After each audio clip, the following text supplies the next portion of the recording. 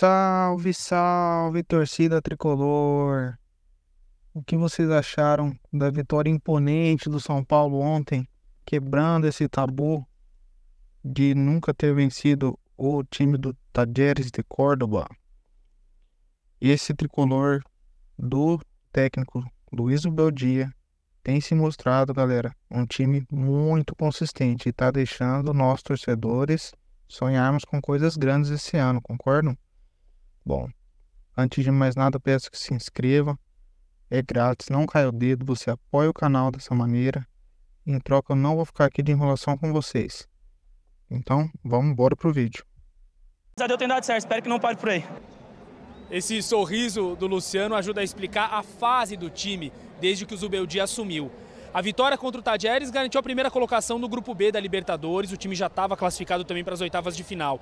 Mas explica também porque esse time chega agora a 10 partidas de invencibilidade em 2024. Cantando o tempo inteiro, empurrando um time num jogo que iniciou ali meio truncado. Teve a questão do pênalti do Lucas, que ele pôde bater de novo, aí conseguiu reverter. No segundo tempo, o Luciano manda aquele pombo sem asa, faz um golaço que aí nem o Zubeldia se aguentou, foi lá comemorar como se fosse um torcedor também. Aliás, a torcida está repercutindo muito aí essa comemoração do Zubeldia, que ele saiu da área técnica e foi para a galera mesmo, porque estava muito empolgado, feliz com esse segundo gol que garantiu aí a liderança do São Paulo no grupo da Libertadores. Então foi uma noite de festa, o torcedor de fato está empolgado depois de um início bem difícil aí de temporada, né, sob o comando do técnico Thiago Carpini. Então o presidente Júlio Casares vem com essa contratação do Zubeldia, que já tem torcedor falando, tá? Ele tem a cara do São Paulo, tem torcedor já sonhando longe. Foi uma festa garantida aí para toda a torcida. Claro que no final de semana já tem o Campeonato Brasileiro e aí o São Paulo busca se reerguer ainda mais, tem 10 pontos até aqui. Mas falando desse jogo que era de suma importância contra um adversário difícil, né, tecnicamente muito bom, o Talleres, o São Paulo fez a lição de casa e com gols de Lucas e do Luciano, Bruno.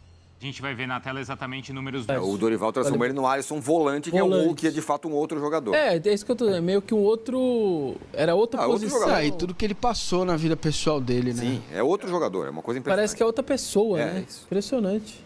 Mérito muito do Dorival, eu acho que mérito total do Dorival. E o Dorival falou. Ele é muito mais jogador nessa posição do que ele era um ponta comum. Até que o Rogério jogava como ponta e de fato tem sido um dos principais jogadores. Mesmo com a saída do Pablo Maia machucado, ele conseguiu manter o nível do meio de campo.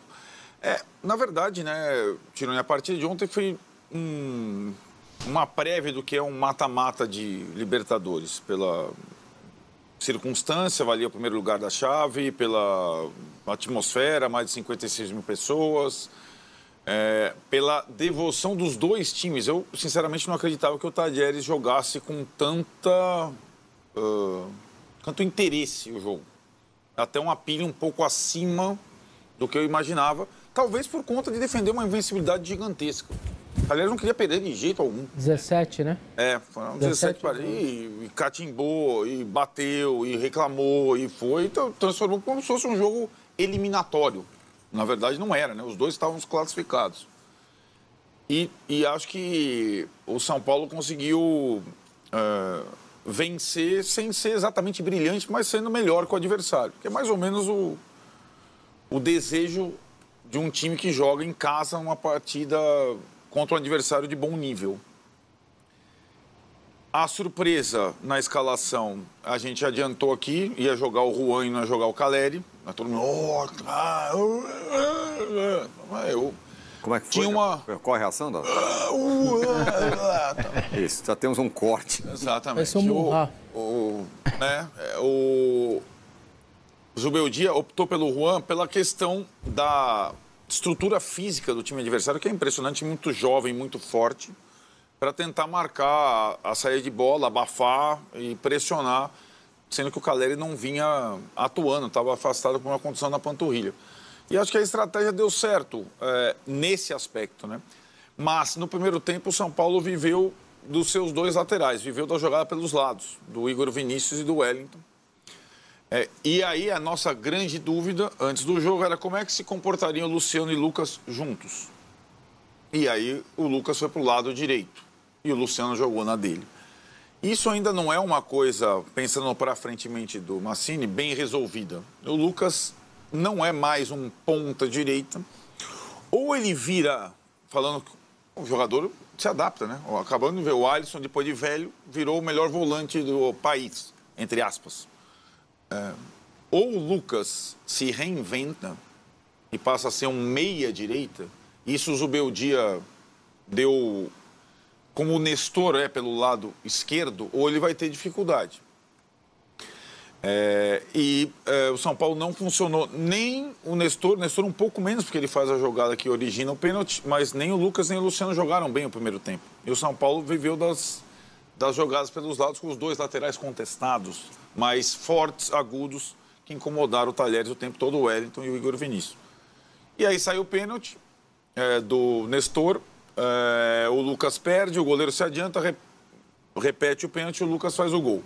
Ainda assim, no final do primeiro tempo, o Talheres teve uma chance, uma reclamação de pênalti pro Talheres na área do São Paulo, e aí a pilha no intervalo, briga com a polícia. Eu achei que o Talheres não fosse voltar para o segundo tempo, lembrou o Tigre, lá na final da Sul-Americana. A polícia brasileira, eu sempre olho. Aliás, no Morumbi, hoje acontece, em alguns outros estádios de São Paulo também, a polícia não se mete mais com a torcida, a não ser em situações específicas. Não tem mais revista da polícia, a revista é particular, já melhora bem a coisa. E a atitude da polícia com os jogadores do Talheres acho que foi inadequada, e os jogadores do Talheres com a polícia foi inadequada, e aí deu uma confusão total. Aliás, depois do jogo, aí vai lá, os caras do Talheres foram detidos e tiveram que pagar Por desacato. Por desacato à autoridade, aquelas coisas todas. Várias vezes ocorreram situações entre jogadores e times estrangeiros, sobretudo argentinos, com a polícia brasileira em vários estádios do país.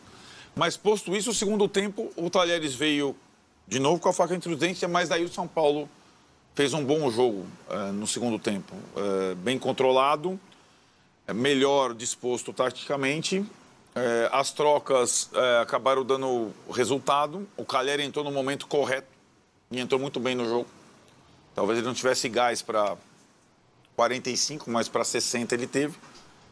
E aí, depois de perder algumas chances, o Luciano fez o 2-0, esse gol aí, belo gol no final do jogo, e garantindo o primeiro lugar para o São Paulo.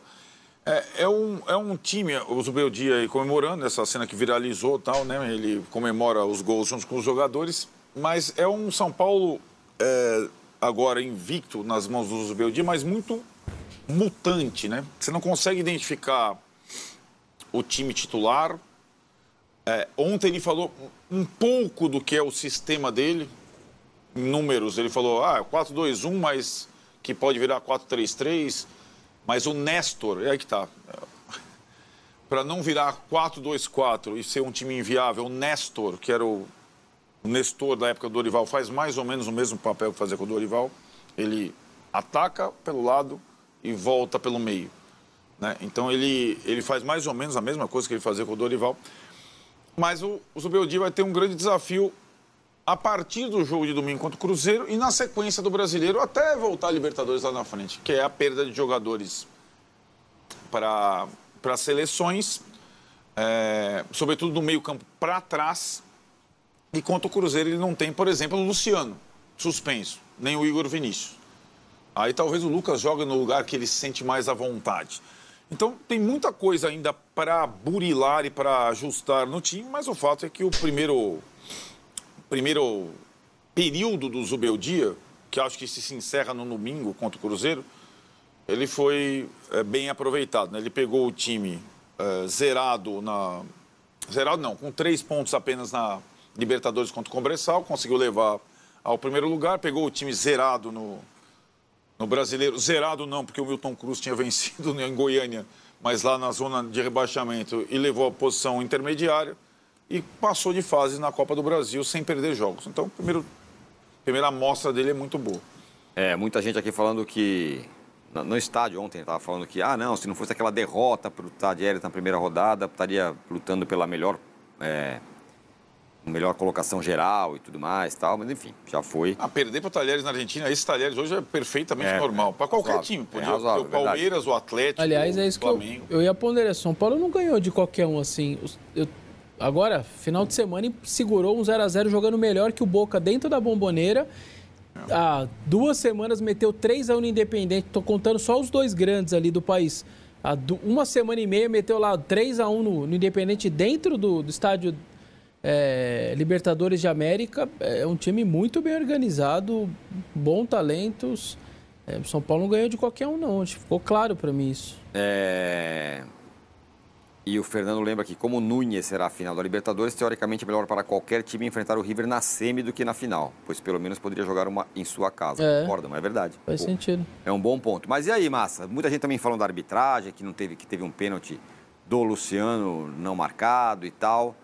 Mais 2-0 para o São Paulo. Agora sobre o São Paulo, informação super importante em relação a Alexandro. Contei para vocês alguns dias atrás que o Alexandro adiaria o seu retorno ao Brasil para o início das férias por conta de encontros com clubes europeus interessados. Esses encontros já aconteceram e não animaram o Alexandro. Ele está desembarcando nas próximas horas no Brasil para iniciar férias e já disse ao São Paulo que topa uma reunião presencial para tentar avançar com o tricolor. Existe muita pressão do pai, do irmão e de outros familiares para que o Alexandro volte ao Brasil e jogue no time do coração da família. O Alexandro nunca confirmou isso para ninguém, mas a suspeita de que ele também seja São Paulino, assim como o pai e seu irmão. E diante desse cenário, começa a haver mais otimismo no São Paulo em relação a um acordo, especialmente porque as propostas na Europa não foram boas e o São Paulo sempre temeu que o Alexandro fosse preferir continuar na Europa. Ele deixava claro para o São Paulo desde janeiro, quando as conversas começaram, que a prioridade era continuar jogando em um grande clube europeu. As propostas que apareceram até agora parecem não ser de clubes de ponta, e sim de times da metade para baixo da tabela, e diante desse cenário existe a possibilidade real de um acordo. Embora o Alexandro não queira tomar sua decisão, ou pelo menos anunciar sua decisão nos próximos dias, até para não ferir a imagem que ele construiu na Juventus, a ideia é que esse anúncio sobre o seu novo clube ficasse um pouquinho mais para perto do fim do contrato com a Juve. O vínculo com a velha senhora se encerra em 30 de junho. Sobre a proposta na Arábia Saudita, o clube saudita procurou os representantes do Alexandro, sugerindo que ele escolhesse quanto quer ganhar, salário muito, mas muito alto. Ainda assim, existe uma chance real. De acordo com o São Paulo, otimismo pelos lados do tricolor. Só para completar, São Paulo que venceu por 2-0. O Talleres na noite dessa quarta-feira, com o Morumbi lotado e renda superior a 5 milhões de reais. Renda bruta, número espetacular. Os gols do Lucas Moura no primeiro tempo em cobrança de pênalti, Luciano no finalzinho do segundo tempo em chutaço de fora da área. Com a vitória, o São Paulo terminou em primeiro lugar do seu grupo. Agora é com você, colega torcedor. Deixe nos comentários o que você está achando dessa fase espetacular do São Paulo Futebol Clube. E logo mais eu pretendo também postar aqui o vídeo com os melhores momentos do jogo, tá? Por enquanto é isso. Eu agradeço demais a você que assistiu até aqui e um forte abraço.